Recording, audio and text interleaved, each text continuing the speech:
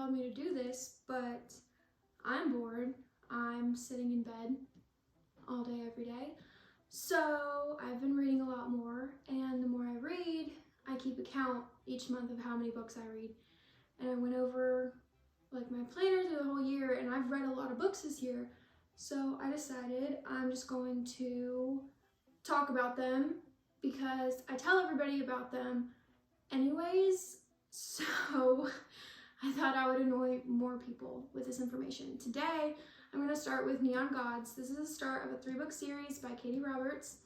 I'm not sure when these books came out. I personally found these books on, well, I found this book specifically on Spotify, and the narrators of this book are amazing. And then I did buy the book and read it again.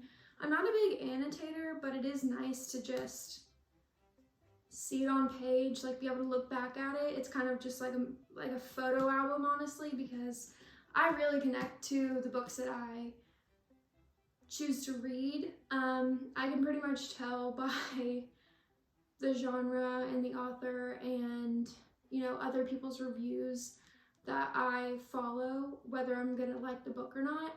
And then once I like it, I love it. So I'm gonna start off with this book. I do have a few notes that I wrote down. So if I'm looking somewhere weird, that's what I'm looking at. So yeah. So this book is about Hades and Persephone, their love story. It is rewritten. It's a more modern setting, and they're not so much gods as they are just leaders of this really, like, it's a weird city and it's a weird connection. You see that more in Wicked Beauty, and then the most in Electric Idol. And I think Electric Idol was probably my favorite book out of this whole series, just because I couldn't really predict. I could, but like it's like I couldn't really predict what was going to happen. And these two books, like I saw where it was going, especially this first one, just because the love story of Hades and Persephone is, you know, very prominent in our culture. I mean, girl doesn't want to get married to some sleazy guy, kind of dark guy who has a big heart saves her. Like even in like The Princess Bride, like Wesley went off to be a captain, he became a terrible person, saved Buttercup from whatever his name was, Marmaduke, I don't know his name, but he was a goof. So that's the trope of this. It's Hades Persephone's love.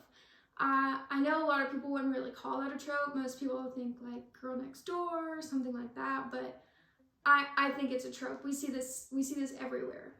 I mean, even in the other books I've read, you see it. So, there's that, and then the genre of this book is kind of dark. It's dark romance, Greek mythology, definitely fantasy.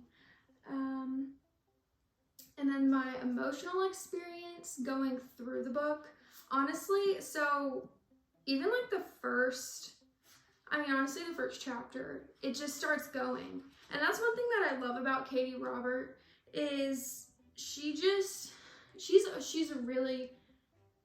a good author. She writes things simply, but there's so much action, and I mean, it just keeps you reading the whole thing. Even some of her other books that I've read, I wouldn't call it disturbing, but it's new to my little southern mind, that those things are out there. And so I'm like, I need to put it down, but I'm like, or I could just keep reading. But she does a really good job of this, and I like the way she writes. She does write simple.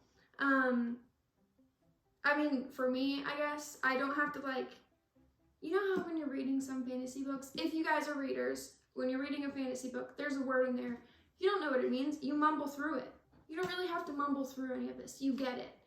But I really like that. But my emotions going through this book started off, okay, I knew what was gonna happen. I knew it was like a love story book. That it was Persephone, and I was like, oh, okay, I'll meet Hades at some point. This is good. The way that they meet, the way that they interact in this book is just amazing.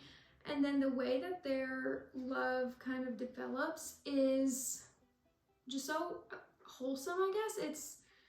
It's like kind of kiddish, kind of like no strings attached, like just a hookup, you know, but obviously with the actual mythology of their love, you know that it's gonna be more. And I really liked it. It's action-packed. It brings me from, you know, intrigue to shock to a little red-faced, if you know what I mean. And then, I mean, it touches my heart in some parts, just the way that, like, he shows himself to her. She's not really, like, a deep person. She's a little more shallow than he is, but that's just because she doesn't have as many worldly experiences as he does and as many, like, traumas as he does.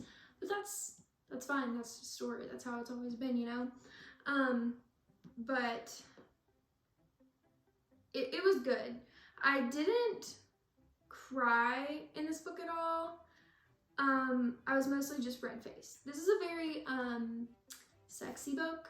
There's a lot of, and that's kind of how Katie Robert writes. She does write sexy books. She writes them very well. She chooses, you know, different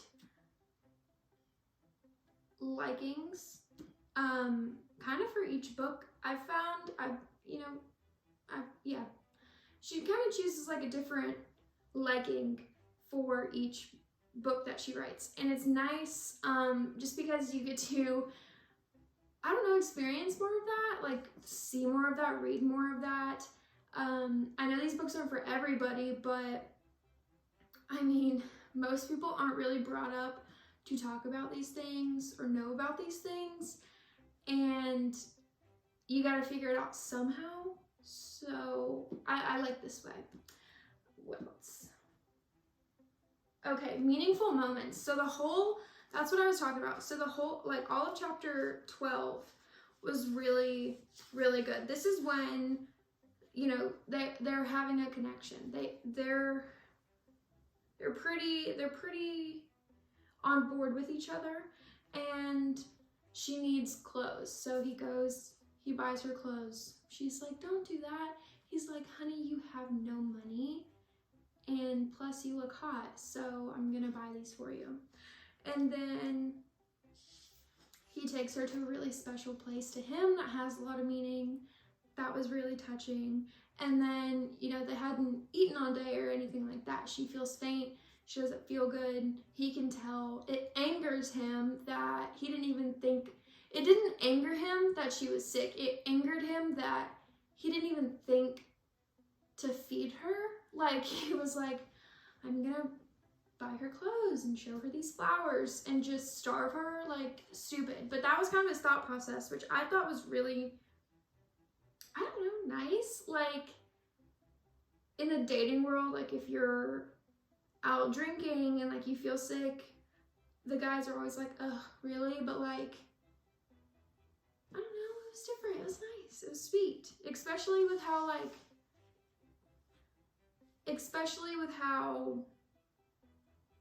aggressive and, like, broken and angry he is.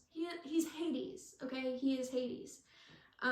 He has those aspects to him, but it's nice to see, like, a really hardcore angry man be soft and be loving.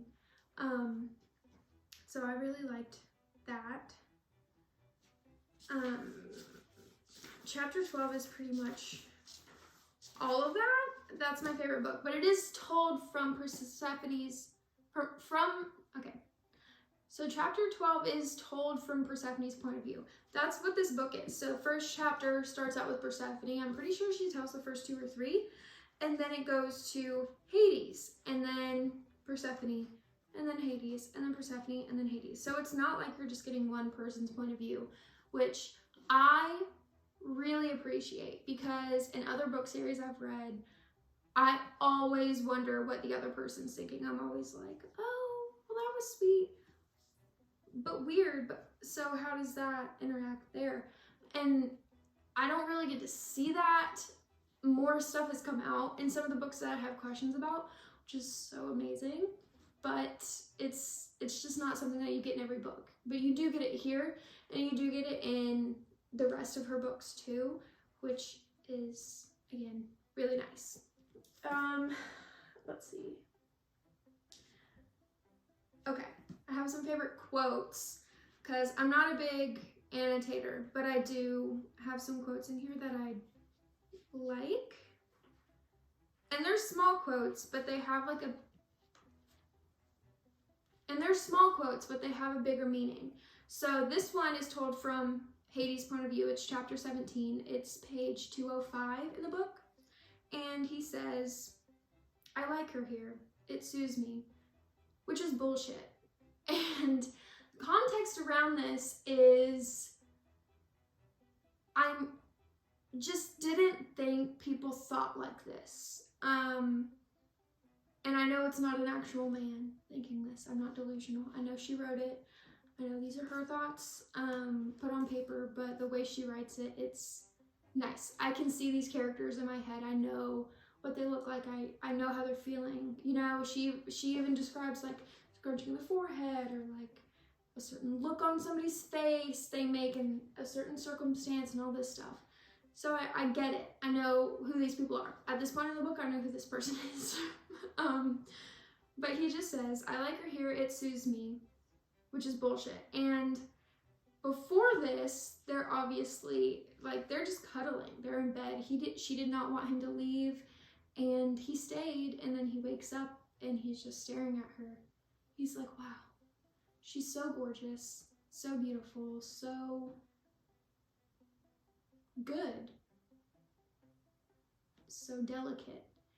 And then there's me, and I'm here, and I didn't leave, I stayed. Why did I stay? It's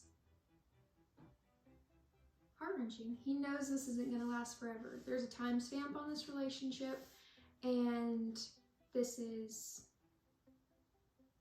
it's feeling like a goodbye to him, which is why I think those two sentences mean so much to me.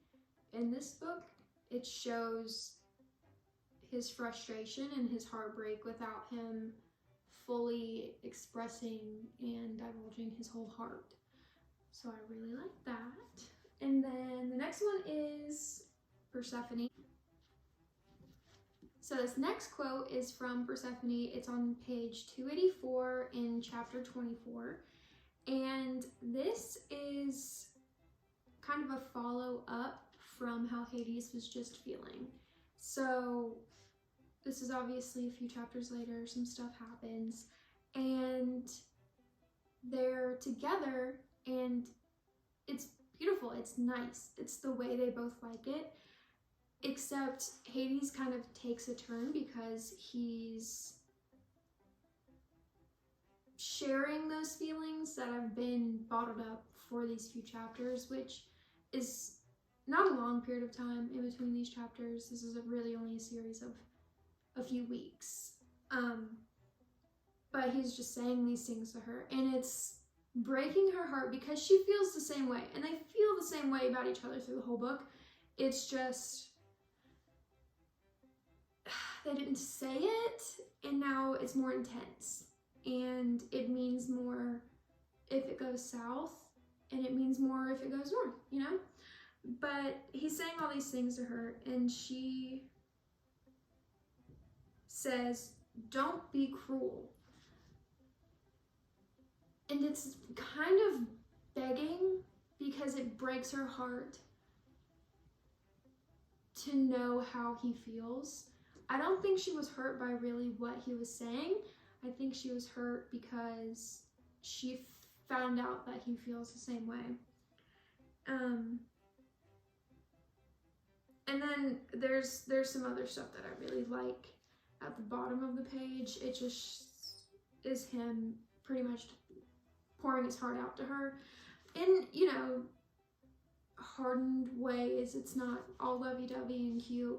This is actually a very stressful moment in the book, but it's good and I like it and it means a lot. So how I would rate this book, out of 5 stars,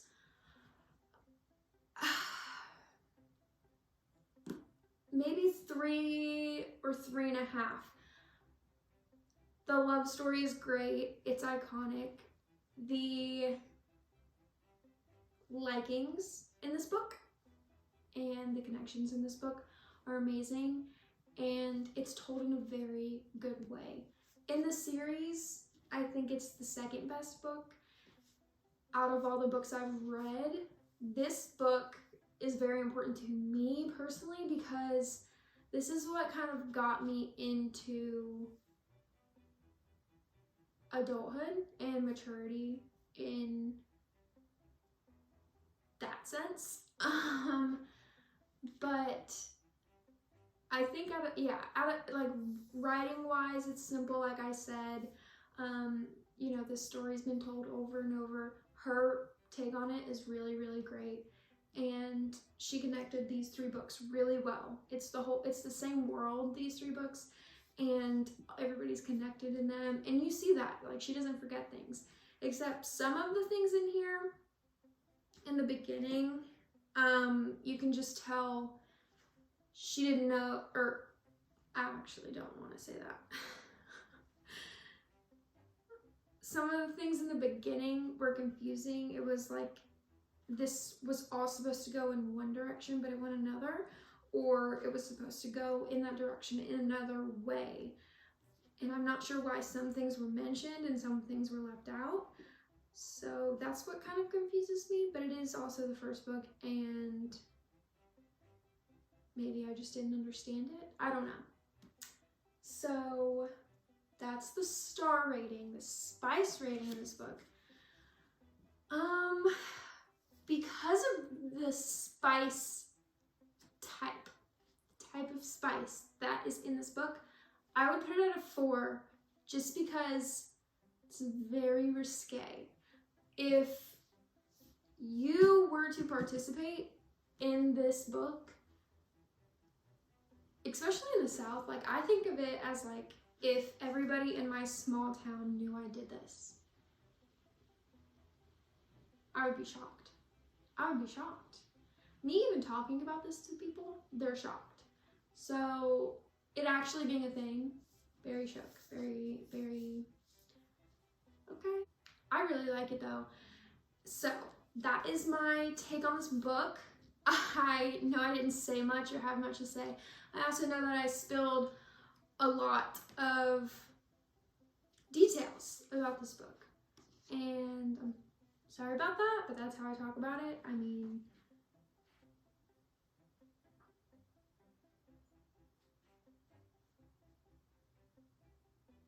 if you're not totally invested, I think you should listen to the Spotify of it, because those voice actors are amazing and they make this book. I think they brought to life like who these people are, and as well as the rest of these characters too.